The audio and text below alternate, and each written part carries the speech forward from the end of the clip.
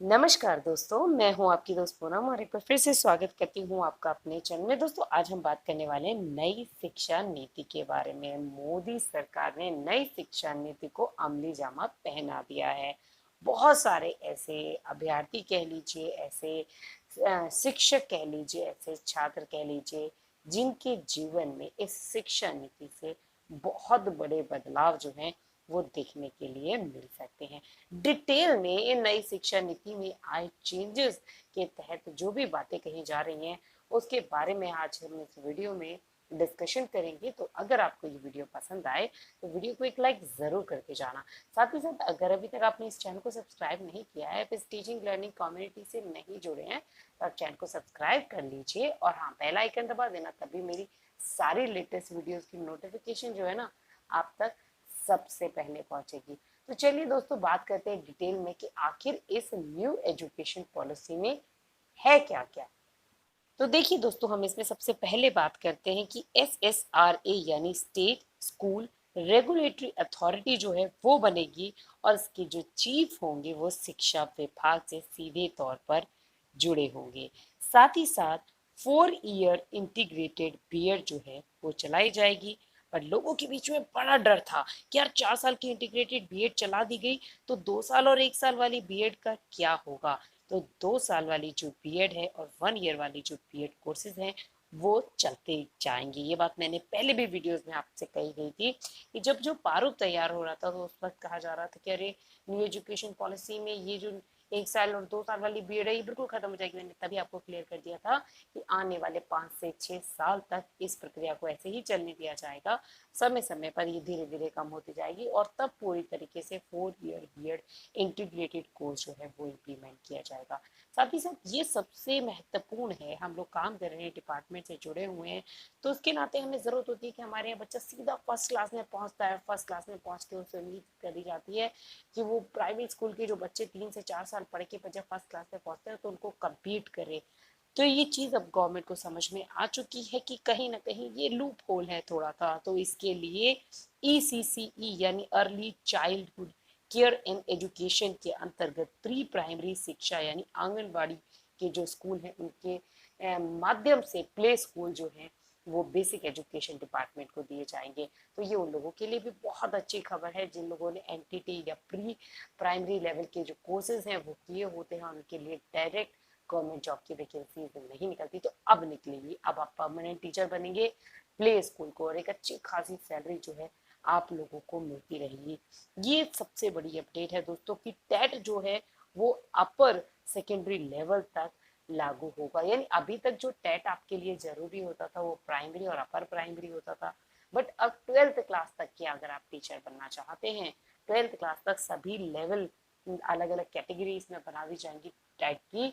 तो उसमें भी आपको टीईटी यानी टीचर एलिजिबिलिटी एग्जाम जो है वो क्लियर करना पड़ेगा। तो ये बहुत इंपॉर्टेंट है कि अब इसका लेवल और ज़्यादा बढ़ जाएगा। आपको इसके हिसाब से तैयारी करनी पड़ेगी अगर आप टीजीटी और पीजीटी की तैयारी कर रहे हैं तो। साथ ही साथ दोस्तों, अगला इम्पोर्टेंट अपडेट है इसमें कि शिक्षकों को गैर शैक्षिक कार्यों से हटाया जाएगा। सिर्फ चुनाव में ही ड्यूटी लगेगी। जैसे इससे पहले बीएलओ की ड्यूटी होती थी या खाना जो बनता है जिसे एमडीएम कहा जाता है, इस तरीके की जो अननेसेसरी वाली जो ड्यूटी होती थी वहां से शिक्षकों को हटा दिया जाएगा और उनका काम होगा सिर्फ शैक्षिक कार्य करना, स्कूल में बच्चों को पढ़ाना। तो ये हमारे लिए तो बहुत ही ज्यादा खुशी की बात रही है। स्कूलों में एसएमसी और एसडीएमसी के साथ एससीएमसी यानी कि स्कूल कॉम्प्लेक्स मैनेजमेंट कमेटी जो है वो बनाई जाएगी और ये स्कूल के अपलिफ्टमेंट के लिए, स्कूल के मतलब उसको एक रोल मॉडल स्कूल बनाने के लिए काम करेगी। साथ ही साथ दोस्तों, नई बात ये भी है कि शिक्षक जो है नियुक्ति में डेमो, स्किल टेस्ट, इंटरव्यू जो है वो शामिल किए जाएंगे। ये बहुत बड़ी बात है। अभी तक क्या होता था, सीधा या तो टेस्ट ही लिया जाता था, डेमो नहीं कराया जाता था। डेमो इट मीन्स एक शॉर्ट टीचिंग प्रैक्टिसेस, जैसे आप केवी वगैरह में जब टीचर बनते हैं तो वहाँ पे आपका डेमो लिया जाता है, आपसे पढ़वा के देखा जाता है, आपका इंटरव्यू लिया जाता है। तो वो प्रोसेस जो है कंप्लीट पूरी एजुकेशन पॉलिसी के तहत जितने भी सरकारी शिक्षक नियुक्त होंगे उन सभी में ये पॉलिसी जो है वो लागू होने वाली है। एक दुख की खबर मैं जरूर कहूंगी, अभी तक हमारे ट्रांसफर नहीं हुए, इतने दिन हो गए और न्यू एजुकेशन पॉलिसी कह रही है कि अब जो है वो ट्रांसफर लगभग बंद हो जाएंगे। ट्रांसफर जो है वो सिर्फ प्रमोशन के टाइम पर, पदोन्नति के टाइम पर ही होंगे। ये काफी बड़ी अपडेट है। ग्रामीण इलाकों में स्टाफ क्वार्टर्स बनाए जाएंगे, जैसे कि केवीज में, केंद्र विद्यालय में होते। तो ये अच्छी खबर है कि क्वार्टर्स मिलेंगे, तो टीचर की मारा मारी, हमारा रहने की, अपने घर भागने की, ये सब चीज़ें नहीं होंगी। टीचर एक जगह रहकर पूरे मन से, ध्यान से जो है वो अपने बच्चों की पढ़ाई पर ध्यान देगा। आरटीई को कक्षा 12 तक 18 वर्ष की आयु तक लागू किया जाएगा। यानी राइट टू एजुकेशन जो है वो अभी 6 से 14 साल तक के बच्चों के लिए है, अब इसको कक्षा 12 तक किया जाएगा। यानी 18 वर्ष की आयु तक फ्री एंड कंपलसरी एजुकेशन की बात कही जा रही है। तो काफी अच्छी खबर उन निम्न वर्ग के बच्चों के लिए है जो कहीं ना कहीं 8th क्लास तक पढ़ लेते हैं, बट उसके बाद क्या ड्रॉप आउट हो जाते हैं, क्योंकि आगे की चीजें जो है वो कोप अप नहीं कर पाते। अब इसके बाद अगली खबर है दोस्तों कि मिड डे मील के साथ हेल्दी ब्रेकफास्ट जो है स्कूल में शुरू किया जाएगा। तो ये मेरे लॉजिक से थोड़ा सा परे है। ये जो मिड डे मील का ही कॉन्सेप्ट है, वो ही मतलब ये मान लीजिए कि उसको ही इम्प्लीमेंट करने में बस टीचर्स की क्या ही हालत हो जाती है। इंस्टेड ऑफ पढ़ाई बाकी सारे काम जो है वो इन्वॉल्व हो जाते हैं। तो I am not getting this point. चलिए अगले पॉइंट पर चलते हैं कि 3 लैंग्वेज बेस्ड स्कूली शिक्षा होगी। 3 लैंग्वेज बेस्ड ये कॉन्सेप्ट जो है बहुत अच्छा है। इसको एलिब्रेट करके नेक्स्ट वीडियो में मैं आपको बताऊंगी कि एक्चुअल में ये why this is very important, this 3 language based स्कूली शिक्षा जिसकी बात कही जा रही है। अगला पॉइंट है दोस्तों कि फॉरेन लैंग्वेज में भी स्कूलों में जो है बच्चों को पढ़ाया जाएगा। फॉरेन लैंग्वेज का कॉन्सेप्ट लाया जाएगा, सिलेबस में फॉरेन लैंग्वेज रखी जाएगी।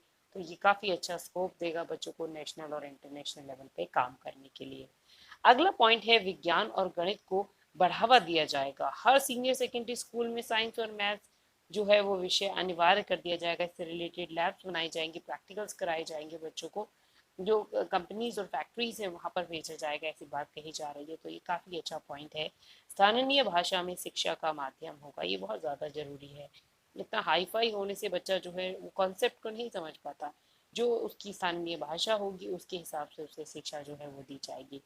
एनसीईआरटी पूरे देश में नोडल एजेंसी होगी। ये बहुत ज़्यादा ज़्यादा इम्पोर्टेंट है कि पूरे देश में एजुकेशन सिस्टम, एजुकेशन प्रणाली एक जैसी हो, एक जैसी बुक्स हो, एक जैसे न्यूज़ एजेंसी, नोडल एजेंसी हो। तो एनसीईआरटी को इसका जिम्मा जो है वो सौंपा जा रहा है। सब कुछ एनसीईआरटी की तर्ज पर किया जाएगा। स्कूलों में राजनीति व सरकार का हस्तक्षेप लगभग समाप्त हो जाएगा। पूरी तरीके से सरकारों का जो इन्वॉल्वमेंट रहता है, आती है जाती है, ये चीज़ें काफ़ी डिस्टर्बिंग हो जाती हैं। तो स्कूलों में जो गवर्नमेंट का इंटरवेंशन है और पूरा इन्वॉल्वमेंट रहता है वो उसमें ख़त्म कर दिया जाएगा। क्रेडिट बेस्ड सिस्टम होगा जिससे कॉलेज बदलना आसान हो जाएगा, सरल होगा, बीच में कोई भी कॉलेज बदला जा सकता है। बहुत अच्छा होगा, एक जगह से ट्रांसफर हो जाता है दूसरी जगह जाते हैं। क्वालिटी ऑफ एजुकेशन के लिए कई बार स्टूडेंट सोचते हैं कि एक जगह से दूसरी जगह जो है वो कॉलेज चेंज कर लें, तो वो भी सभी अभ्यर्थियों के लिए बहुत ज़्यादा आसान होगा। साथ ही साथ दोस्तों दिस इज़ वेरी इंपॉर्टेंट कि नई शिक्षा नीति में सिर्फ बीएड इंटर के बाद 4 वर्षीय, जिसे बीएड कहा जाता है, बीएड इंटीग्रेटेड कोर्स जो जस्ट आफ्टर 12th किया जाएगा। ठीक है, इसके बारे में बात कही जा रही है। अगर आप ग्रेजुएशन के बाद बीएड करते हैं, 2 साल की बीएड की बात कही जा रही है। अगर आप पोस्ट ग्रेजुएशन के बाद बीएड करते हैं तो आपकी 1 साल की ही बीएड मानी जाएगी। तो ये बहुत ही इंपॉर्टेंट अपडेट, जिसके लिए इतने सारे अभ्यर्थी इतने लंबे समय से इंतजार कर रहे थे। This is the very very important update. तो इसका एक गवर्नमेंट ऑर्डर आ जाने दीजिए और फिर आप बस खुशी मनाइए कि अब अगर आप पोस्ट ग्रेजुएट है तो 1 साल में आपकी बीएड जो है वो पूरी हो जाएगी। और करने के बारे में सोच रहे थे तो this will be the right time जब आप अपनी बीएड जो है कंप्लीट कर सकते हैं। तो ये सारी अपडेट थी न्यू एजुकेशन पॉलिसी के बारे में जो मुझे आपको देनी थी। इससे रिलेटेड और जो भी चीज़ें निकल के तथ्य सामने आते जाएंगे न्यू एजुकेशन पॉलिसी की, वो मैं आप लोग के साथ शेयर करती रहूंगी। अगर आपके दिमाग में कोई डाउट है, कोई क्वेश्चन है इस चीज़ को लेकर, न्यू एजुकेशन पॉलिसी को लेकर, प्लीज़ आप मुझे कमेंट सेक्शन में छोड़ सकते हैं। डेफिनेटली पूरे तथ्यों के साथ मैं उनकी सही जानकारी आपको देने का प्रयास करूंगी। तो उम्मीद करती हूँ कि अब तो डेफिनेट सी बात है कि आपको ये वीडियो मेरी पसंद आ गई होगी।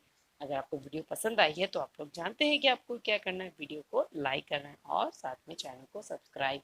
अगर चैनल को पहले से सब्सक्राइब किया हुआ है तो नहीं करने की ज़रूरत है, रेड जो आइकन है उसे दबा दीजिए और साथ ही साथ नोटिफिकेशन बेल जरूर दबा देना, तभी मेरी सारी लेटेस्ट वीडियोस की नोटिफिकेशन जो है आप तक सबसे पहले पहुंचेगी। Thank you so much friend, thank you so much for coming to my channel.